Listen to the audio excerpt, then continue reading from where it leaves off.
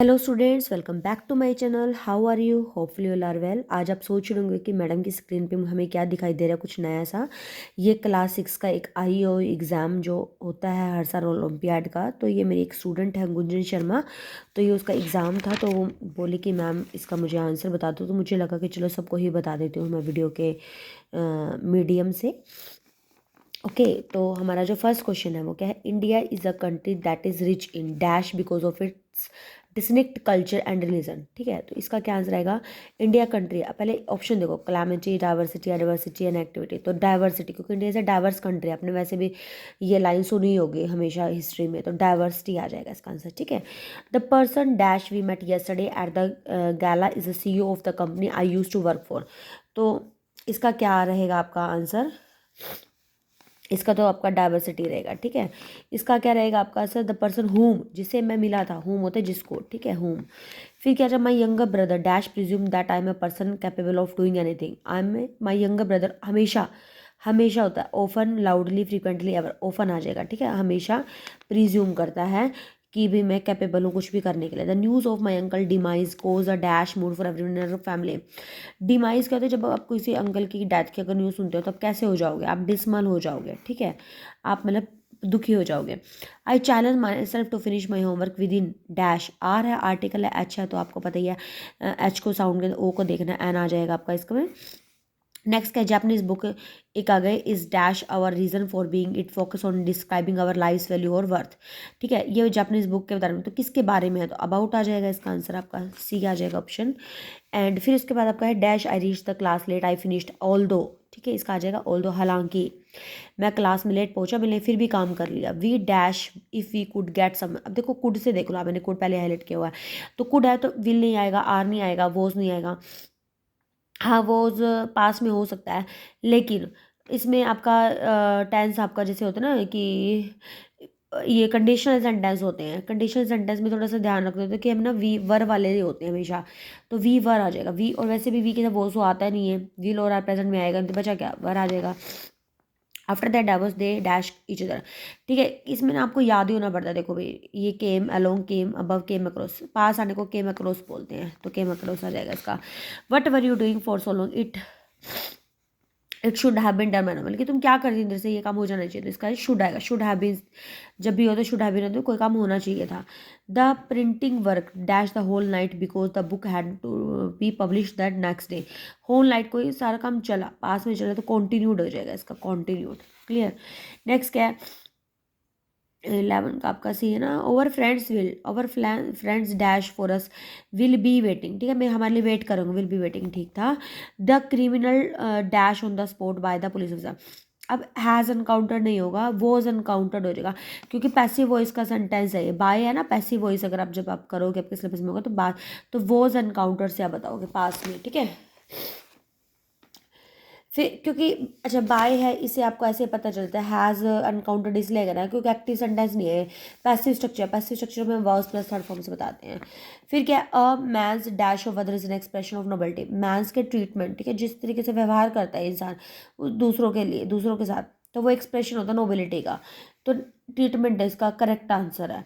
15 का क्या है? It dash started raining. ठीक है, इट जस्ट स्टार्टेड रेनिंग, अभी शुरू हुई है। So take an umbrella with you if you don't want to get wet, कि अगर आप गिला नहीं होते तो अम्ब्रेला ले लो, तो भी शुरू हुई है, तो जस्ट हो जाएगा। ठीक है, फिर इसके बाद क्या? Naman said to me I may join you on movie night this weekend. Naman told me that. अब देखो इसका जब हम पैसे बनाते हैं, आई का किस में चेंज हो जाएगा? ही में चेंज हो जाएगा, ही इसमें है। ठीक है, मे का किस में हो जाएगा? माइट में हो जाएगा, ज्वाइन मी हो जाएगा। ये बिल्कुल इसका 16 का डी बिल्कुल करेक्ट आंसर है। फिर क्या? Have an axe to an grind means, इसका मतलब जब हम कोई काम अपने लिए करते हैं तो do something for a selfish reason आ जाएगा इसका answer. To bear the palm का मतलब कि कोई भी प्राइज जीतना, उसको हम क्या बोलते हैं? To be the palm. Living without hurting others, feelings should be नहीं होता, शुड बी होता है, तो इसका ऑप्शन आपका क्या आ जाएगा करेक्ट आपका? इसमें सी आ जाएगा इसका। फिर क्या? All these people are waiting in this line to get autograph. ओ विराट कोहली आएगा, बाय विराट कोहली नहीं आएगा। ठीक है, both roles reach to the railway station so you can choose इधर। इधर है ना, तो आपका क्या हो जाएगा? डिस्ट्रीब्यूटिव प्रोनाउन इसमें यूज किया गया है। फिर क्या? I may attend your wedding but I am not sure as of now. As of now ना टाइम का होता है, एडवर्ब ऑफ टाइम आ जाएगा इसमें। फिर इसका मतलब क्या? The library has a vast variety. अब देखो, आप इसमें कैसे पहचानना, देखो प्रनाउन तो होता है ही शी इट हो, तो प्रनाउन भी नहीं है। एडजेक्टिव क्या होगा, किस चीज़ की खासियत, तो खासियत तो वोस्ट है, वैरायटी नहीं होगा। एडवर्ब क्या होगा, वर्ब की खासियत, कोई वर्ब की खासियत भी नहीं बता रखा इसमें, तो बचेगा फिर ये होगा आपका नाउन है इसका मतलब ये। फिर क्या, बिट बाय बिट, धीरे धीरे होता है बिट बाय बिट का मतलब, तो यू ये इसका मीनिंग ग्रेजुअली हो जाएगा।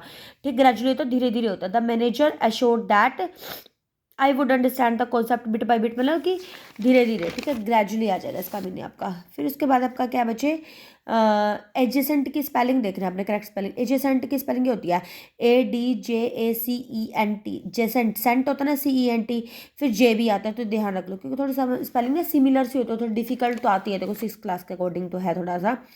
सिविलाइजेशन की स्पेलिंग तो आपके पास हमेशा होती ही है उसमें SST में। सिविलाइजेशन का तो 26 का आपका क्या हो जाएगा, बी हो जाएगा आपका ऑप्शन। फिर उसके बाद क्या बचे, थीसिस। थीसिस क्या होता है, कोई भी काम हम ना हम ये कर लेते हैं कि भाई शोध करना, मतलब किसी भी चीज़ को, तो मतलब मान लेते हैं कि भाई हाँ ऐसा होगा, ठीक है, तो सर्टेनिटी आ जाएगा इसका एंटोनिम्स आपका, सर्टेनिटी। सर्टेनिटी तो कोई काम निश्चित होना होता है। फिर उसके बाद क्या आपका यूनानिमस है। यूनानिमस का मतलब क्या होता है बच्चे, इसमें कोई भी मतलब कि काफ़ी ग्रुपों का मतलब एक जैसा मत होना, ठीक है, जैसे कहे ना कि सभी लोग एक ही बात करें, यूनानिमस होगा उसका, लेकिन अलग इसका अपोजिट क्या होगा, स्प्लिट हो जाएगा, स्प्लिट सॉरी, अलग अलग करना, ठीक है। कैलाओ का मतलब क्या होता है कि जब कोई पर्सन मतलब कि मैच्योर नहीं होता, तो इसका सिनोनिम्स क्या हो जाए, मतलब कि सॉरी कैलाओ का मीनिंग बताना है, मैच्योर है तो मैच्योर ही होता है कैलाओ, मतलब जो पर्सन जो ज़्यादा क्या होता है, मैच्योर होता है। एक मिनट रुक जाइए, बार बार हिल रहा है एक तो मीनिंग इसमें ना, मुझे ध्यान नहीं आ रहा, मैं तो भूल गई भाई। इसका 29 का हमारा क्या आ जाएगा, ये देखना पड़ेगा मुझे, इसको डाउट में आ गया मेरा तो ये, ठीक है। वैसे इसका आंसर था तो बी, लेकिन कैसे था ये मुझे भी अभी देखना पड़ेगा, ठीक है, इसको आपको मैं बाद में बताती हूँ, कमेंट सेक्शन में लिख दूंगी मैं इसका आंसर। ठीक है, फिर नेक्स्ट क्या आपका कैपेसियस है। कैपेसियस का मतलब इसमें आपका 30 का क्या आएगा, रहेगा आपका अबंडेंट रहेगा, मतलब कोई चीज़ अंदर ना, मतलब कि कोई ज़्यादा चीज़ होती है, तो ज़्यादा के लिए तो अबंडेंट वर्ड ही होगा, ठीक है। ये मेरे को ध्यान नहीं आ रहा, मैंने देखा तो था सर्च, तो मैंने इसका किया था क्या लोगों का क्या था, लेकिन अभी मेरे माइंड से स्किप हो गया। चलो कोई बात नहीं, मैं कमेंट सेक्शन में राइट कर दूंगी, ठीक है। रीडिंग सेक्शन का क्या है कि थोड़ा आप एक बार खुद से ट्राई कर लोगे, लेकिन मैं आपको फिर भी इसके आंसर आपको बता देती हूँ। मैं एक्चुअली ना मुझे ज़्यादा कोल्ड हो रखा है, तो मेरे से अब ये है भी काफ़ी लेंथी है, तो बहुत टाइम लग जाएगा मुझे बताने में, लेकिन मैं आपको है कि आंसर कन्फर्म करा देती हूँ, समझाया नहीं जाएगा। 31 का क्या आ जाएगा, इसका आ जाएगा treating children to treat everyone the same, कि हर बच्चे को सेम समझना ही हमारा इस मतलब कि टाइटल है इसका। द फ्रेज क्या है, लीट अप। लीट अप का मतलब क्या होता है इसमें, मैंने इसके अकॉर्डिंग क्या होगा, टीम की हैप्पीनेस था। फिर what can you infer from the line teaching और children not to stare is probably impossible. इसका क्या रहेगा आपका बी रहेगा। Children are curious being so they stare at things, मतलब कि बच्चे को ना शौक होता है किसी भी चीज़ को देखने का, कि चीज़ कैसी है कैसे नहीं है, तो इसलिए वो शेयर करते हैं, घूरते हैं उसको। What does the speaker want us to do, make kids family with the children people who are different.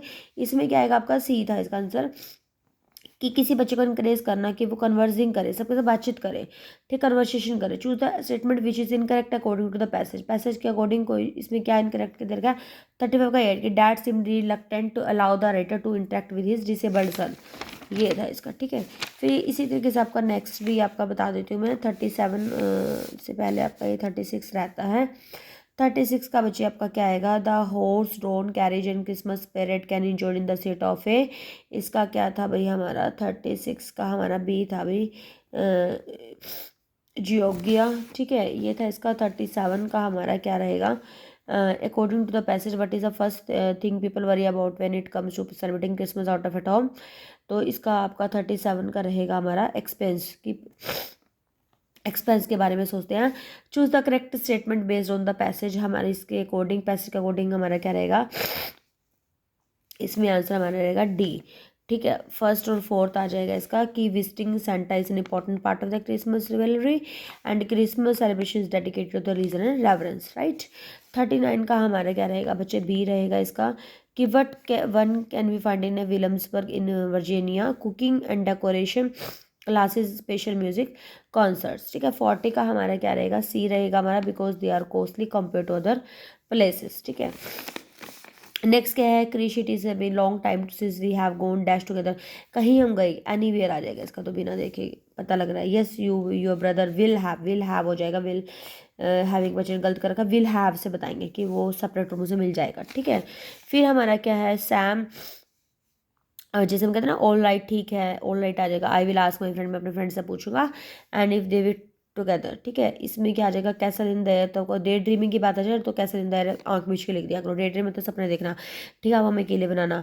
फिर क्या है, I will only agree to this if all agreement paper are in. Paper कैसे होते हैं, black and white में होते हैं ना हमारे, जैसे भी कोई भी डॉक्यूमेंट वगैरह होते हैं ब्लैक एंड व्हाइट होते हैं, तो ब्लैक एंड व्हाइट ही आएगा आपका इसका। You dash reaction toward the opposition party, you are unexpected, ठीक है, और यहाँ से वर्ड से पता लग जाएगा प्रूव्ड तो आएगा ही आएगा आपका, अनएक्सपेक्टेड आ जाएगा इसका।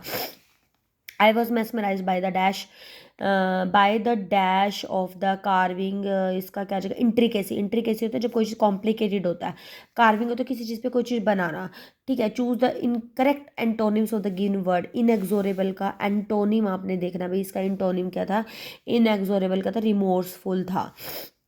Choose the correct synonym of the given word, इसका आपका 1 मिनट 48 का हमारा, मैं कब कंफर्म कर लीजिए सी, ठीक है।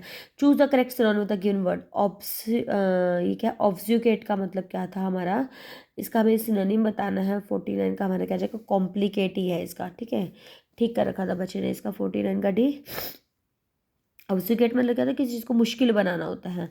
फिर इसके बाद Aman in the comparison to Riya dancing, not a single student in the entire school has a dash of any, कि इस कंपैरिजन में, रिया कंपैरिजन में डांसिंग में ना कोई भी सिंगल स्टूडेंट नहीं है एंटायर स्कूल में जो क्या कर सके, वो दे सके स्नोबॉल चांस इन होल, मतलब किसी भी प्रकार का टक्कर दे सके, ठीक है। स्नोबॉल चांस इन हर को किसी प्रकार से मतलब को टक्कर देना होता है जीतने में, मतलब उसको कोई हरा नहीं सकता, ठीक है। तो ये सब था, मैंने अपनी पूरी कोशिश करी भी, अपना 100% दिया कि ताकि आपको मैं थोड़ा सा सिंप्लीफाई कर सकूँ। लेकिन अगर आपको किसी प्रकार का डाउट है तो आप मुझे कमेंट सेक्शन में राइट कर देना, और जो एक क्वेश्चन का आंसर है वो भी मैं कमेंट सेक्शन में भी राइट कर देती हूँ। और पैसेज का समझाने का सिर्फ रीज़न यही है कि मुझे थोड़ा सा कोल्ड हो रखा है, इसलिए नहीं मैंने आपको बताया, ठीक है। मिलते हैं नेक्स्ट वीडियो में कुछ नए टॉपिक के साथ।